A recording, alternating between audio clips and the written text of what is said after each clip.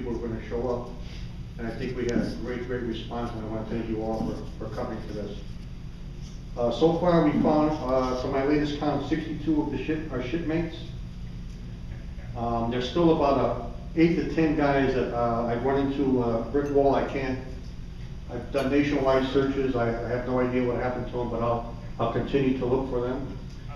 And unfortunately, there are 4 of our shipmates that have passed on. Just like to take a short notice of silence for Terry Peterman, Larry Parker, Pete Greenleaf, and Chief Hassett.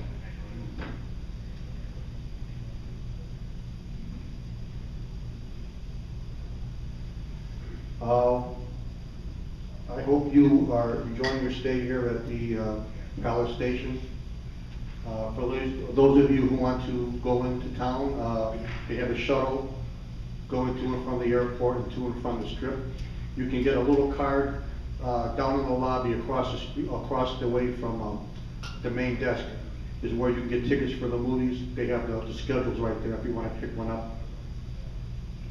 Let's see. To get things started, I would like to, our commanding officer, John Quarterman, is here today. He would like to say a few words.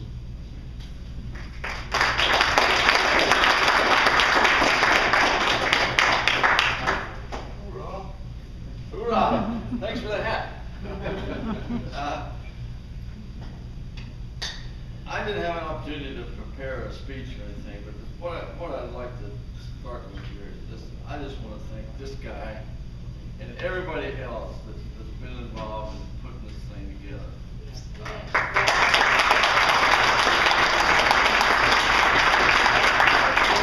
Particularly noteworthy that enlisted guys put this thing together. You know, the officers didn't shepherd it up and make it happen. When did they ever do You never would have, probably. But anyway, thanks so much for just having the guts to get out there and make it happen. I appreciate it so much. I hope all of you do, and you tell all your buddies that didn't show up. Guy, HC1 Det 6 happened to me in a kind of a sudden way. I had volunteered to go to Vietnam.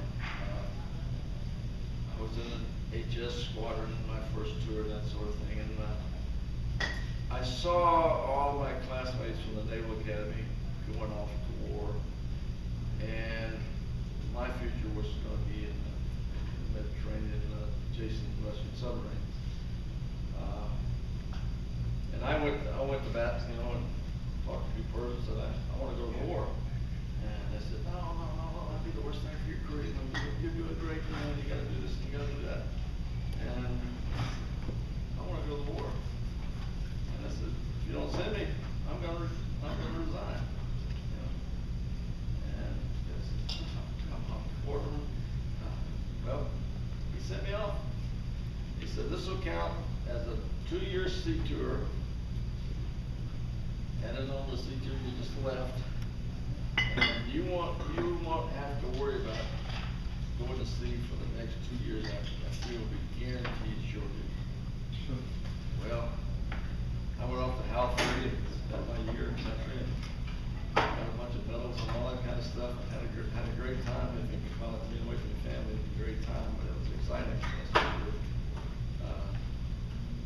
But you know, came back to the States, had orders to Tucson River, Naval Air Test Center, shore duty, and before I could get from the ship, or from Vietnam to Tucson River, I got message orders that I was going to HC1. And I said, that's going to be sea duty. They said, oh, no, you won't have to go to sea anytime soon. You'll be in a dead that stays ashore and all that kind of stuff. Liar. So I get to HC1. Well, first of all, I said, no, I'm not going to do it. I'm not going to go. And they said, you're the only person in the world that can fulfill these orders. We're putting SH3Gs, which you developed at the Tucson River, you tested the guns on them and all that stuff. I said, you're the only man in the world that can take that detachment to sea for the first time. You know, well, that's why they convinced me to put an HC-1. So I get there and I get told, all right, Quarterman, you're gonna have about 6 months to whip this new detachment together and have one guy. Don Larson, I think, was the only guy we had for the whole bit. But we started getting orders on everybody, and within a month after me getting HC-1, I didn't even have a nucleus or people yet. They said, you're gonna do an Apollo recovery. That's gonna take 3 months. Before you go for 9 months to Westpac. So here I'm looking at a whole another 12 months, you know, at sea on the ship. I'm just ready to choke myself. But anyway, I wound up at AC-1, and within just a few weeks, we had a little nucleus of guys just pulling together, you know, and nobody was helping us. You know, nobody could give us any parts or engines or anything that worked. And we had to just literally scrape this detachment together. I remember calling Buford myself and saying, you know, you gotta send some more people here, you know, for this detachment. Well, we finally, just about were ready to, you know, have a 4-plane, we were getting our airplanes one at a time. You know, not only we didn't have any people, we didn't have any airplanes either. But we finally got 4 airplanes, and most of the guys we needed to take care of 4 airplanes. And we started to fly, and then all of a sudden, they said, we're gonna make you an 8-plane detachment, and you're gonna get a bunch of guys that are senior to you and from the rest of the squadron, but you're gonna be in charge. You know? So we put together a big old detachment with 8 planes, and we did the Apollo recovery. And I think we did it pretty damn well. The CO came out and took the glory at the last minute, but that made us make a mistake, and I made the mistake, and I'm gonna fess up to you guys. You probably don't even know that this happened. Think about it, the pilots will know.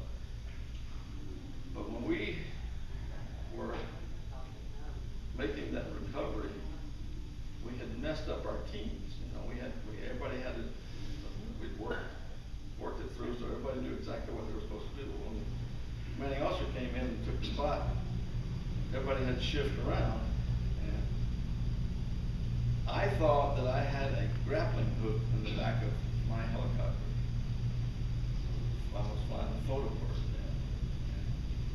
When we saw this parachute stream, if those of you remember, they really wanted to recover those parachutes.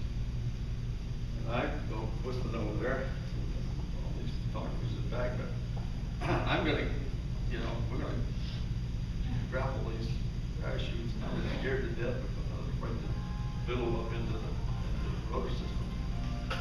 And I didn't have that hook in the back of my helicopter because we switched helicopters around. So I made a big mistake then. It didn't, you know, it really didn't hurt anything. Nobody got hurt from it. But fess up. I made a big mistake and nobody knew about it. Did any pilot know that? I was ashamed. It was just the things that happens. Anyway, we went off to Westpac and had a great cruise. And I have been with some really good outfits since I've been in this Navy. And I think that the HC-1 Net 6 was the best team that I have ever been on. We worked better together, and it squabbles every once in a while, but day in and day out, we had more to do than we could possibly do. More hours to fly than those helicopters were ever designed to fly. And it worked. And the commanding officer on the ship said, you know, you're the best team I got. He told me that. I left early. Some of you might remember that when we were ready to come home, I got off early and flew back to the States because I had orders that I wanted to try to fulfill. I trusted Darren to did ONC. Had a hell of a time convincing the captain that he could do the job. Had the worst time convincing COHC1 that Larson could do the job. But I was dang gum sure that he could handle the job and bring you guys home. So that's just a little, you know, I love you guys, and I hope you continue to get together and do this the rest of your lives. You'll really be glad you got together. And rub it in on those guys that didn't show up. Anybody have a question for me or anything? I went on and did well. I had a helicopter squadron, I had HS-3 in Jacksonville. I got a ship command, the USS Guam. I got a squadron after that, an amphibious squadron. My last tour of the Navy was in the Navy Command Center, running the Navy Command Center for all the admirals, big weeks, briefed every morning in the Pentagon.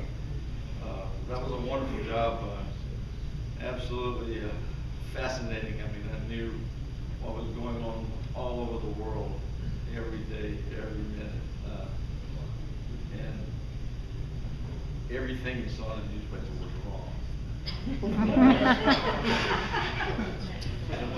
Since I'm retired, I just can't get enough information. It's like I see something in the newspaper and I say, no, that happened 3 days ago, not when they're saying it happened, and that had something else was involved, but I can't get the information out. It makes me old. The parachutes being recovered? No, they didn't recover those parachutes, but they're pretty sure that they won't know what happened. And they had other times when they almost collapsed like that. Just the way the wind was going. Crosswind collapsed one of the chutes. Don't forget, we did get the shroud. Yeah, we got the shroud and stuff, but they actually, you know, they wanted those sheets. But I don't think they would have worked anything for much. Good on you guys. I mean, every one of you. We're out there with us day in and day out. Yeah, we lost a shoot on the Skyline right after that, and that's, you know, that 74. One shoot. Of course, it wasn't called a shoot, it was called an ELS, Earth Landing System. Yeah. How do you guys think about the Navy these days? Who was positive? You think they're doing good? No. No? No. I think the kids are out there. I think the kids are doing so well. I mean, they're going to sea and the war. I mean, time after time after time, and you know they don't get much time off. I don't think we ever worked as hard as some of these kids are working today. Yeah, but they're gonna pay for it in the long run. Oh yeah, their family's gonna pay for it. But I mean, if you get a chance, I recommend you just, you know, go give those guys a pat on the back every opportunity you can. So they're doing a hell of a job.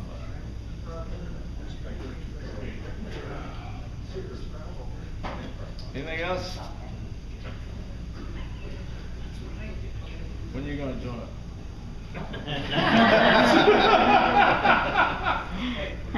Looking at you, kind of. I enjoyed my life. I mean, when I left, I didn't want to leave. How many years you ended up with here? I had 33 years. 32. 33, but I only got 29 credit for it.